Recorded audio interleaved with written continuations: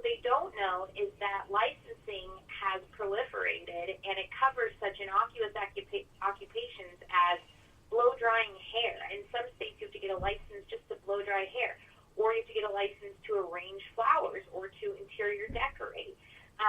And getting a license is not easy. You have to pay substantial fees and go through a substantial amount of education, which now makes it prohibitively expensive for people to get a job.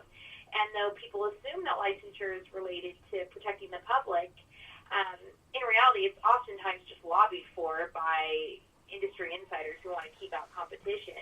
And study upon study shows that it really often has no bearing to improvements in quality, that licensure does not necessarily equate better services.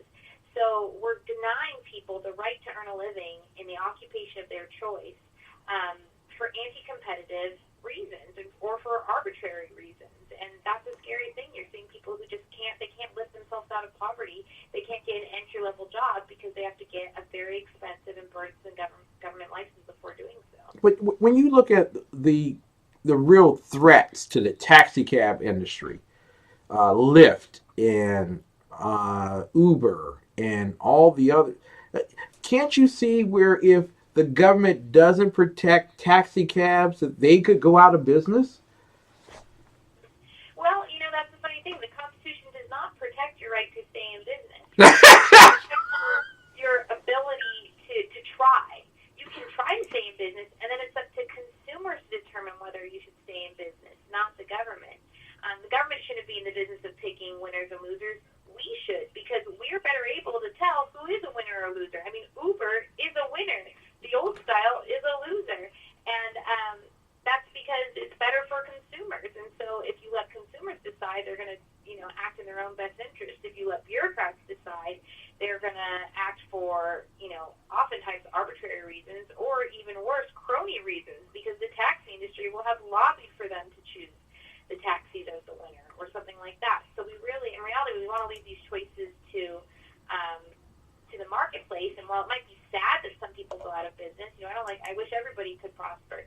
That just means that they weren't providing a service that was useful, and their services are better used in some other capacity. It's not good for consumers to keep bad businesses alive just because, we're sad to see them go.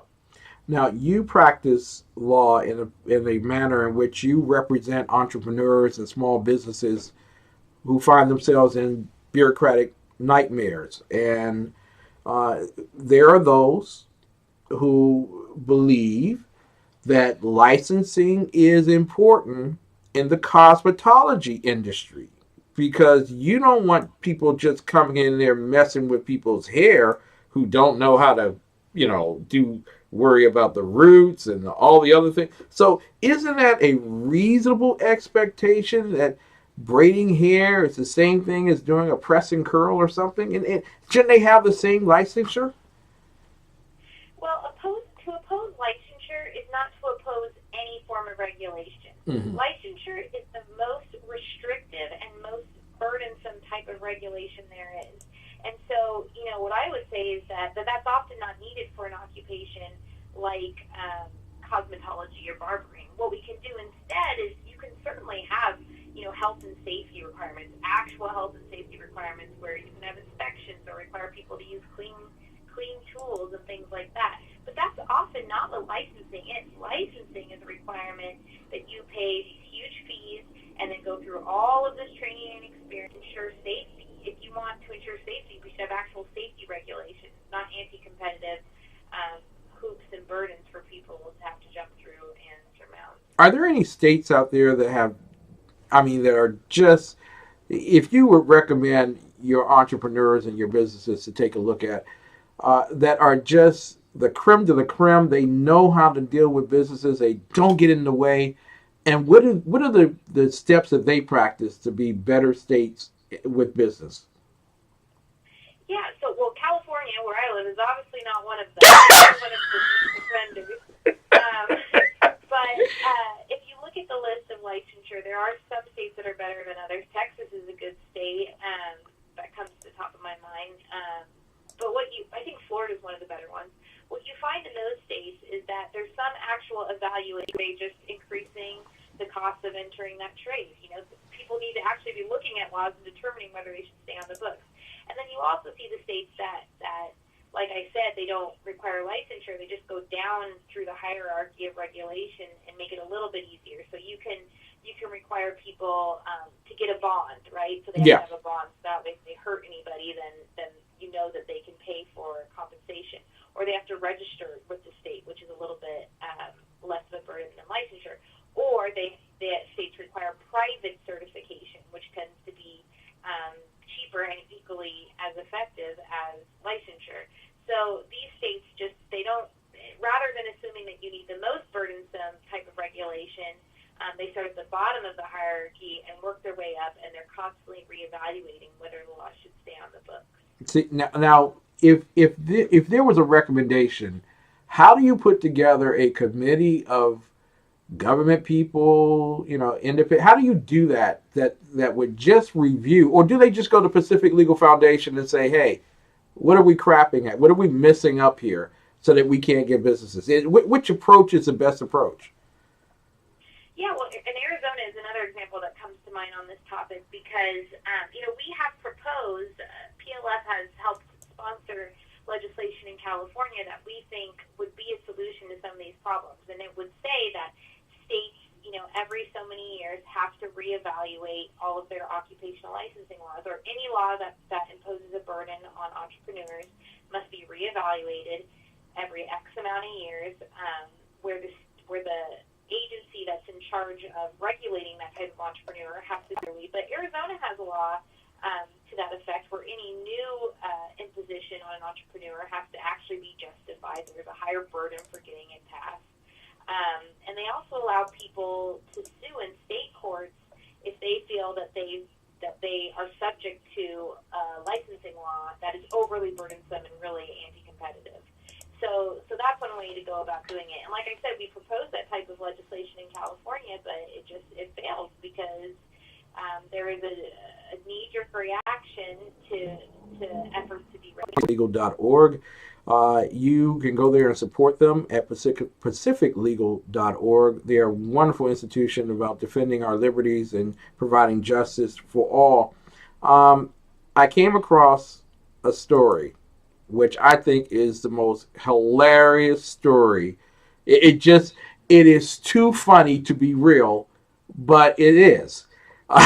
And it's about the Minerva Dairy in Wisconsin.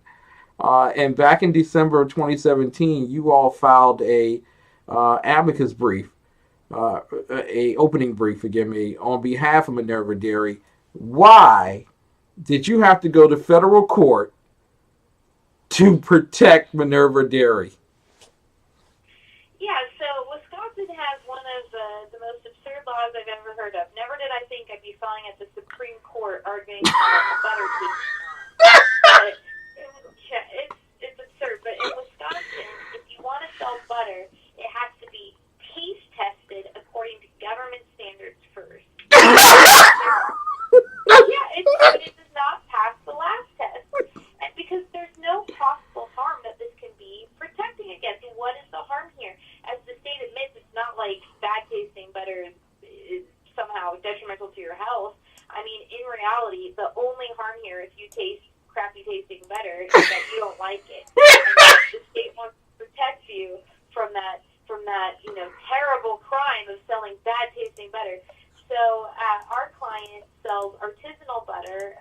It doesn't, it's like Kerrygold or something like that. It doesn't taste like traditional table butter, Land O'Lakes, or one of those big name butters. It's artisanal. It's meant to have a different taste, and many people like that taste.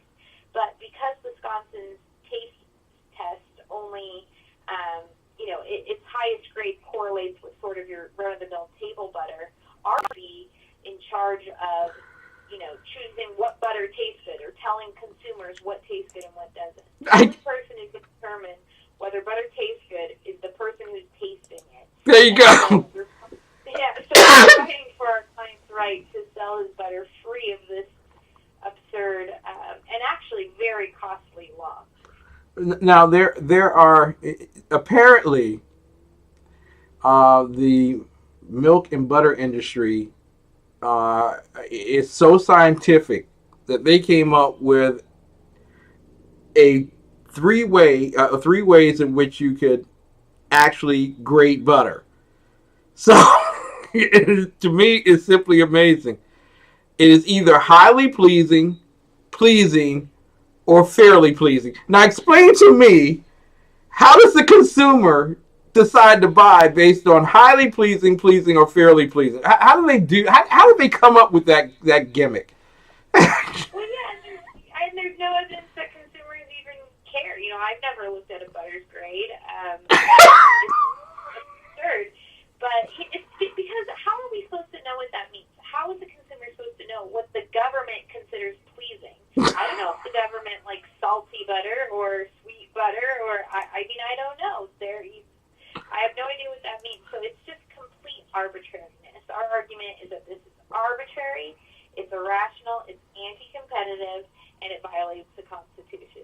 Now, where would it violate the Constitution in a more serious? I don't know how you can move from that to seriousness, but but you actually have to go to the Supreme Court to stop Wisconsin from destroying their own milk and butter industries. But where in the Constitution do you contend that this is a violation of it? Sure. Well, there's two ways. One way is that under the Commerce Clause, federal Congress has the right to regulate Congress, and states cannot enact laws that unduly burden interstate commerce. And here, our client is from Ohio, and he's shipping butter, across the United States. And this Wisconsin law is basically blocking him out of Wisconsin because he can't afford to have somebody come in and taste test it every single time or change his labels with every single shipment to say whether that shipment qualifies as pleasing or not.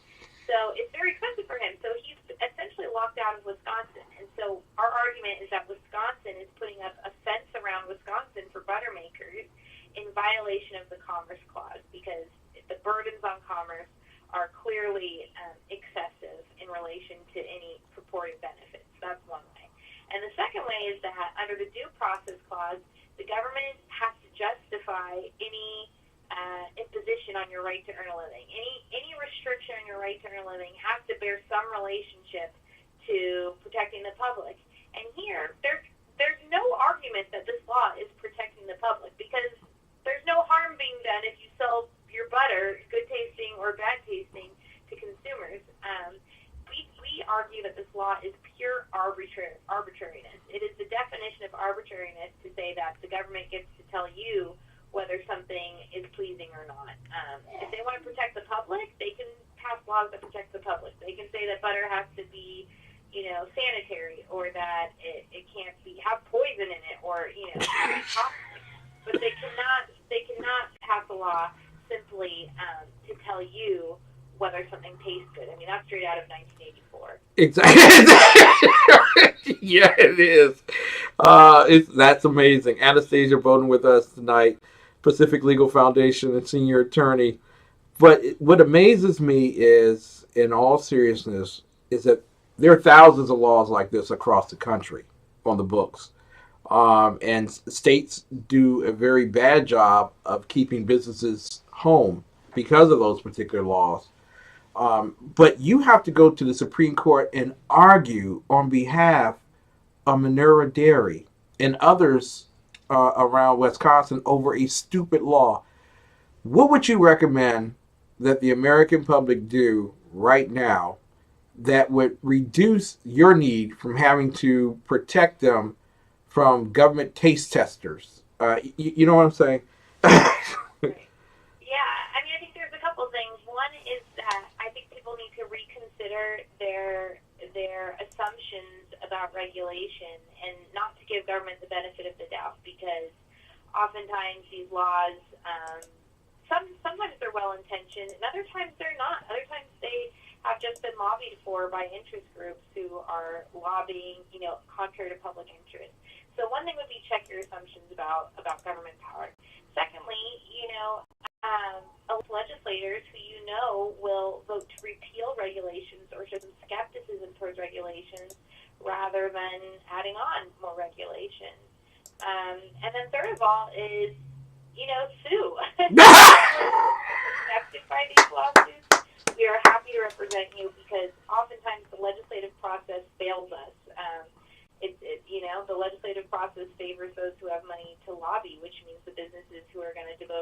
time and resources to getting bad laws on the books. So if you need to sue, we will represent you for free. So give us a call. You know, one of the other great things that I want to say this to you in finality is that whole idea of suing the government every morning. How do you feel about suing the government every morning? Oh, it gives me great pleasure. It gives me great joy.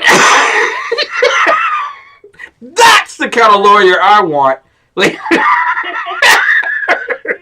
better. They have, it's funny when we sue sometimes and then they accuse me of bullying them. And I said, you have the full power of the state behind you. You have an unlimited amount of resources, and we're just a little nonprofit. It's little me, in California. It's nice to be able to stand up to what in reality is actually oftentimes bullying by it. The most powerful and prolific lawyers in the country.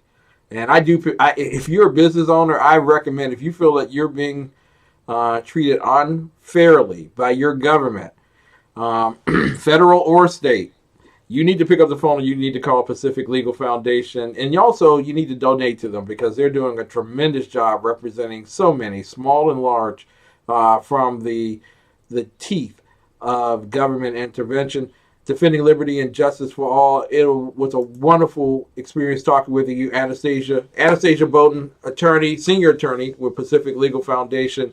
We will be back with more of the best of Urban Conservative Talk. And Anastasia, don't make this the last time you come back on our program. We really need people like you fighting for us.